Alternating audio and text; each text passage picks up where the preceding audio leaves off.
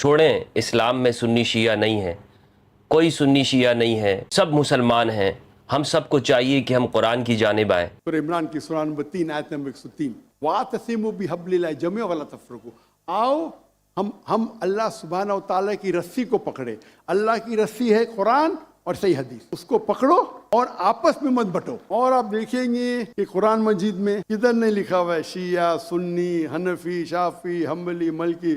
بسم اللہ والصلاة والسلام علی رسول اللہ وآلہ وعلا۔ السلام علیکم ورحمۃ اللہ وبرکاتہ۔ امید کرتا ہوں آپ لوگ خیریت سے ہوں گے۔ پروردگار آپ سب کو اپنے حفظ و امان میں رکھے۔ اللہم صلی علی محمد وآل محمد وبارک وسلم وصلی علیہ۔ آپ نے مذہبی علماء کو یہ بات کرتے ہوئے سنا ہوگا کہ سب لوگ قرآن کی طرف آئیں۔ چھوڑیں، اسلام میں سنی شیعہ نہیں ہے، کوئی سنی شیعہ نہیں ہے، سب مسلمان ہیں۔ ہم سب کو چاہیے کہ ہم قرآن کی جانب آئیں۔ ایسے لوگ بھی جو یہ بات کرتے ہیں کہ امت میں تفریقہ نہیں ہونا چاہیے، فرقہ واریت نہیں ہونی چاہیے، سب مسلمانوں کو ایک ہوں، ہمارا کعبہ ایک ہے، کلمہ ایک ہے، رسول ایک ہے، قرآن ایک ہے۔ تو لہٰذا اس امت کے اختلافات کے خاتمے کا حل جب وہ پیش کرتے ہیں، اپنے آپ کو وہ کہتے ہیں کہ ہم مصلح ہیں، ہم اس امت کے اندر اصلاح کر رہے ہیں، اور ہم کسی فرقے کے خلاف بات نہیں کرتے۔ اور یہ جتنے بھی فرقے موجود ہیں یہ سب اسلام کے خلاف ہیں، ہمیں چاہیے کہ مسلمانوں کے اندر وحدت ہونی چاہیے وغیرہ وغیرہ۔ ان کا نعرہ یہ ہوتا ہے آؤ قرآن کی طرف، آؤ حبل اللہ کی جانب۔ اور وہ سورہ آل عمران سورت نمبر 3 کی آیت نمبر 103 پیش کرتے ہیں۔ وہ پڑھتے ہیں اعوذ باللہ من الشیطان الرجیم بسم اللہ الرحمن الرحیم وَاعْتَصِمُوا بِحَبْلِ اللَّهِ جَمِيعًا وَلَا تَفَرَّقُوا وَاذْكُرُوا نِعْمَةَ اللَّهِ عَلَيْكُمْ إِذْ كُنْتُمْ أَعْدَاءً فَأَلَّفَ بَيْنَ قُلُوبِكُمْ فَأَصْبَحْتُمْ بِنِعْمَتِهِ إِخْوَانًا۔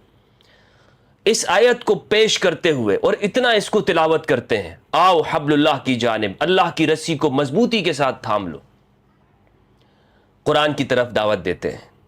آج ہم اس ویڈیو میں یہ بات سمجھنے کی کوشش کریں گے کہ یہ لوگ جب امت واحدہ کی بات کرتے ہیں تو ان کا مقصد کیا ہوتا ہے، دراصل یہ اس آیت سے کیا ثابت کرنا چاہتے ہیں۔ اور جب یہ اپنی گفتگو کے اندر مسالک کا حوالہ دیتے ہیں، مذاہب پر بات کرتے ہیں، تو آپ نے اکثر سنا ہوگا کہ یہ بات کرتے ہیں کہ جناب 4 فقہ ہیں، چاروں فقہا، 4 ائمہ، 4 پیشوا، دین کو پیش کرنے والے جو 4 مذاہب ہیں، فقہ حنفی، مالکی، شافعی، حنبلی، یہ بات کرتے ہیں امام ابو حنیفہ، امام مالک، امام شافعی، امام احمد بن حنبل، اور کہتے ہیں کہ جناب یہ 4 فقہ موجود ہیں۔ لیکن آپ نے کبھی ان لوگوں سے یہ نہیں کہا سنا ہوگا کہ یہ کہتے ہوں امام جعفر الصادق، فقہ جعفریہ۔ ایسا کیوں ہے؟ ان کا مقصد کیا ہوتا ہے یہ آیت پیش کرنے میں؟ میں ان سے سوال کرتا ہوں کہ اگر تم یہ بات کرتے ہو کہ امت قرآن کی جانب آئے گی تو اس کے تمام مسائل کا حل ہوگا، تمام مسئلے ختم ہو جائیں گے، تو پھر میرا ان سے سوال ہے جب یہ 4 فقہا کا نام لے رہے ہوتے ہیں تو مجھے بتائیں کیا یہ جو 4 فقہ ہیں، یہ 4 امام ہیں، انہوں نے جو مسائل کا حل دیا ہے یا جو فقہ پیش کی ہے یہ قرآن کے اوپر نہیں ہے؟ یعنی کیا فقہ حنفی وہ قرآن سے مستنبط نہیں ہے؟ کیا فقہ شافعی نے قرآن سے مسائل نہیں لیے؟ امام مالک نے قرآن سے مسائل اخذ نہیں کیے؟ احمد بن حنبل نے نہیں کیے؟ کیا مطلب ہے؟ پھر اگر یہ 4 فقہ موجود ہے، 4 امام اہل سنت کے اندر ہیں، تو کیا یہ قرآن پر نہیں تھے؟ امت آج انہی کو فالو کر رہی نا، خاص طور پر ہمارے اہل سنت کی میں بات کر رہا ہوں، اور جن کی یہ مصلحین بات کرتے ہیں کہ تفرقہ چھوڑو قرآن کی جانب آؤ۔ تو میں یہ سوال پوچھنا چاہتا ہوں کہ یہ جتنے بھی ہمارے عوام ہیں اہل سنت کے، یہ ان 4 میں سے کسی ایک فقہ کے اوپر موجود ہیں، تو کیا یہ قرآن پر نہیں ہے؟ کیا یہ قرآن سے ہٹ کر ہے؟ کیا بات ہے پھر؟ تو اس دعوت کا مطلب کیا ہوتا ہے کہ آؤ قرآن کی جانب، آؤ حبل اللہ کو مضبوطی سے تھام لو؟ دراصل یہ یہاں پر کچھ اور ثابت کرنا چاہتے ہیں۔ کیا بتانا چاہتے ہیں یہ لوگ معلوم ہے آپ کو؟ یہ اپنے عقائد اور نظریات کو چھپانے کے لیے اس آیت کا سہارا لیتے ہیں۔ دراصل یہ بتانا چاہتے ہیں کہ جو قرآن کی تشریح اور تعبیر ہم سمجھ رہے ہوتے ہیں اس کی جانب آ جاؤ، یہی ان کا مطلب ہے۔ ورنہ تو یہ جتنے بھی فقہا پہلے سے موجود ہیں کیا یہ قرآن پر نہیں تھے؟ سوال پوچھ رہا ہوں ان سے۔ تو جب یہ بات کرتے ہیں نا کہ حبل اللہ کی جانب آؤ، اللہ کی رسی کی جانب، اور ہم تمہیں حل پیش کر رہے ہیں، اس امت کا حل یہ ہے، تمام نفرتوں کے خاتمے کا حل یہ ہے کہ قرآن کی جانب آ جاؤ، قرآن کو مضبوطی سے تھام لو. تو قرآن کو تو سب بیان کر رہے ہیں. 1400 سال سے قرآن کو جتنے بھی ہمارے یہاں فرقے کے لوگ ہیں، دیوبندی، بریلوی، سنی، شیعہ، سارے قرآن کو ہی بیان کر رہے ہیں. سب لوگ جتنے بھی فقہا ہیں انہوں نے قرآن کو ہی بیان کیا ہے. تو پھر ان مصلحین کا مطلب کیا ہے کہ یہ دعوت دیتے ہیں کہ آؤ حبل اللہ کو مضبوطی سے تھام لے؟ کیا ہے؟ کہیں ایسا تو نہیں کہ اس آیت میں حبل اللہ کو اصل معنی کو چھپایا جا رہا ہو اور رسول کے دیے ہوئے حل کو عوام کے سامنے پیش نہ کیا جا رہا ہو؟ ایک اگلا سوال پوچھنا چاہتا ہوں. ان علماء کو تو یہ بات معلوم ہو گئی کہ جناب اس امت میں فرقے نہیں ہونے چاہیے، سب کو حبل اللہ کی طرف متوجہ ہونا چاہیے، اللہ کی رسی کو مضبوطی سے تھامنا چاہیے. قرآن مجید کی سب سے معتبر تشریح اور تعبیر کس کی ہے؟ ایک مولوی کی ہے، صحابی کی ہے، یا رسول کی ہے؟ رسول اللہ صلی اللہ علیہ وآلہ وسلم نے کیا حبل اللہ کی کوئی تشریح اور تعبیر نہیں کی ہوگی؟ اپنے صحابہ کو نہیں سمجھایا ہوگا کہ میرے صحابہ حبل اللہ سے کیا مراد ہے، اللہ کی رسی کیا ہے؟ یعنی مولانا صاحب تو اس بارے میں فکر مند ہیں کہ امت متحد ہو، امت واحدہ ہو. مولوی کو فکر پڑی ہوئی ہے اور وہ پوری ملت کو کہتا ہے کہ اسلام میں کوئی سنی شیعہ نہیں ہے، سب اللہ کی رسی کی طرف آ جاؤ. کیا رسول اللہ صلی اللہ علیہ وآلہ وسلم کو اپنی امت کی فکر نہیں ہوئی ہوگی؟ کیا رسول اللہ نے اس کا حل نہیں دیا ہوگا؟ یہ میرا آپ سے سوال ہے. تو پھر جب یہ لوگ یہ بات کرتے ہیں کہ حبل اللہ کی جانب آؤ، ان سے اس کی مراد کیا ہوتی ہے؟ یہ کہتے ہیں کہ جناب دین کو جو ہم نے سمجھا ہے، ہماری تشریح اور تعبیر ہے، آپ اسی کی جانب آ جاؤ. مثال کے طور پر اس امت میں جو فرقے ہیں، مثلا حنابلہ ہیں، ماتوریدیہ، اشاعرہ، حنفیہ، ان میں آپس میں ایک اختلاف ہے. اس امت میں ایسے نظریات بھی ہیں کہ جو قرآن مجید کی آیات کو پیش کر کے اللہ کے لیے جسم کو ثابت کر رہے ہوتے ہیں کہ اللہ کے لیے وجود ہے. اور اس پر سنن ابو داؤد کی روایت بھی موجود ہے، سنن ابو داؤد کی 4726، اس سے استدلال بھی کیا جاتا ہے. حالانکہ قرآن مجید کی آیت واضح ہے، لیس کمثلہ شیء، اللہ کے جیسے کوئی شے نہیں ہے، یعنی کسی شے کو آپ اللہ کے جیسا نہیں کہہ سکتے.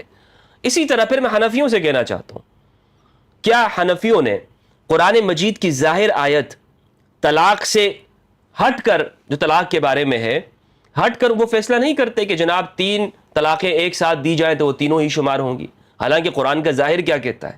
قرآن مجید نے طلاق کے بارے میں کیا احکامات بتائے ہیں؟ قرآن مجید کا ظاہر کہتا ہے کہ آپ نے طلاق کیسے دینی اور کس وقت میں دینی، کیا اس کا طریقہ کار ہے. لیکن فقہ حنفی میں یہ ہے کہ اس سارے طریقے کو چھوڑ کر صرف یہی بیان کیا گیا کہ اگر کسی شخص نے ایک وقت میں 3 طلاق کہہ دی وہ 3 طلاقیں ہوں گی. تو یہ قرآن سے ہٹ کر ہے، قرآن سے ظاہر سے الگ ہے. تو اس سے مراد یہ ہوا کہ جو بھی مصلح، جو بھی داعی یہ بات کر رہا ہو کہ آپ حبل اللہ کی جانب آئیں، وہ در حقیقت اپنے جو نظریات اور افکار ہیں اس کی روشنی میں قرآن کو سمجھنے کی بات کر رہا ہوتا ہے. یہ جتنے بھی مفکرین اس امت میں پیش آ رہے ہیں، جن کا اس امت سے سامنا ہو رہا ہے، یہ امت کے سامنے آ رہے ہیں، آپ یہ دیکھیں کہ مجھے بتائیں یہ لوگ محمد بن عبد الوہاب نجدی، کیا اس کے اقوال سے اختلاف کرتے ہیں؟ ابن تیمیہ کو یہ شیخ الاسلام نہیں مانتے. ایک طرف یہ کہتے ہیں کہ تقلید نہیں ہونی چاہیے، قرآن کی جانب آؤ. ابن حزم کے اقوال ان کے لیے معتبر ہیں. ان کے لیے آپ جو ابن القیم الجوزی، اس کی تشریح اور تعبیر کے مطابق یہ قرآن کو پیش کرنے کی بات کرتے ہیں. اگر ایسا نہیں ہے، اگر یہ شخصیات کے پیچھے نہیں چل رہے ہیں، تو پھر مجھے اس سوال کا بھی جواب دیجئے کہ کیا انہوں نے کبھی یہ کہا ہے کہ ابن تیمیہ اس مسئلے میں غلط ہے؟ کیا انہوں نے کبھی کہا ہے کہ ابن القیم کا یہ مسئلہ غلط ہے؟ ابن حزم نے جو یہ بات بیان کی ہے یہ قرآن و سنت کے خلاف ہے؟ کبھی نہیں کہتے. اس کا مطلب یہ کہ یہ ان کے پیچھے چلتے ہیں. اور اسی طرح یہ صوفیاء کو جب مشرک اور بدعتی کہہ رہے ہوتے ہیں تو کس کے اقوال سے استدلال کرتے ہیں؟ کیا محمد بن عبد الوہاب نجدی نے کتاب التوحید کے اندر ان سب کو مشرک اور بدعتی نہیں کہا ہے؟ کبھی انہوں نے آپ نے سنا ہے کہ یہ محمد بن عبد الوہاب نجدی کے اوپر تنقید کر رہے ہوں؟ اس کی توحید کو خالص قرآنی توحید کہتے ہیں. ابن تیمیہ کے افکار اور نظریات کو یہ لے رہے ہوتے ہیں. جو روایات کے بارے میں، خصوصاً اہل البیت کے بارے میں، ابن تیمیہ، ابن القیم، ابن کثیر اور ان سلفی علماء کے اقوال ہوتے ہیں، اس کو یہ حجت سمجھتے ہیں اور اس کو آگے بیان کرتے ہیں کیا البانی ان کے لیے حجت نہیں ہے؟ پھر کس طرح سے یہ لوگ یہ بات کرنے میں مخلص ہیں کہ آؤ قرآن کی جانب آؤ، حبل اللہ قرآن مجید ہے؟ کہیں ایسا تو نہیں ہے کہ یہ رسول اللہ کے دیے ہوئے حل کو چھپانا چاہتے؟ کہیں ایسا تو نہیں ہے کہ ایک حل رسول اللہ صلی اللہ علیہ وآلہ وسلم نے پیش کیا اور ایک حل یہ مولوی صاحب پیش کرتے ہیں؟ اگر آپ یہ کہتے ہیں کہ نہیں جناب ان سب میں تو کوئی اختلاف نہیں ہے، یہ جتنے بھی فقہ حنفی، شافعی، مالکی، حنبلی، دیوبندی، بریلوی، ان میں کوئی اختلاف نہیں، فروع درجے کے اختلاف ہے، اگر آپ یہ کہتے ہیں تو مجھے بتائیں کہ پھر یہ ایک دوسرے کے پیچھے نمازیں کیوں نہیں پڑھتے؟ کبھی آپ نے کسی بریلوی عالم کو، جو ان کی چوٹی کا عالم ہو، آپ نے دیکھا ہو کہ وہ ان کے دیوبندیوں کے علماء کے پیچھے یہ فتویٰ دے دے کہ نماز پڑھنا جائز ہے؟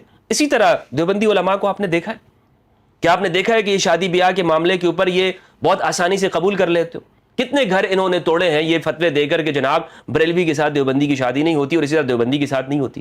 اس کا مطلب یہ کہ یہ ایک دوسرے کو قرآن کے اوپر نہیں سمجھتے، یہ سمجھتے ہیں کہ جو ان کی تشریح اور تعبیر ہے وہی قرآن ہے، وہی حبل اللہ ہے۔ تو یاد رہے، جب بھی کوئی مولوی، جب بھی کوئی شخص جو مصلح کہتا ہو، خود کو دائی کہتا ہو، جب بھی وہ اس آیت کو پڑھ کر یہ کہہ رہا ہو نا کہ آؤ حبل اللہ کی جانب، اس سے مراد اس کی یہ ہوتی ہے اپنا فرقہ بچانا ہوتا ہے، اپنے ان شخصیات کو بچانا مقصود ہوتا ہے جو تاریخ کے اندر گزر گئے، ابن تیمیہ سے لے کر ابن الکثیر تک۔ یہی ان کا مقصد ہوتا ہے کہ یہ لوگ بچ جائیں۔ یہ بھی دراصل ایک فرقہ وارانہ ذہنیت ہے۔ تو پھر اس کا حل کیا ہے؟ کیا حل ہے اس کا؟ تو میں نے آپ کے سامنے حل بھی پیش کر دیا کہ قرآن کا مفسر کون ہے؟ رسول اللہ صلی اللہ علیہ وآلہ وسلم۔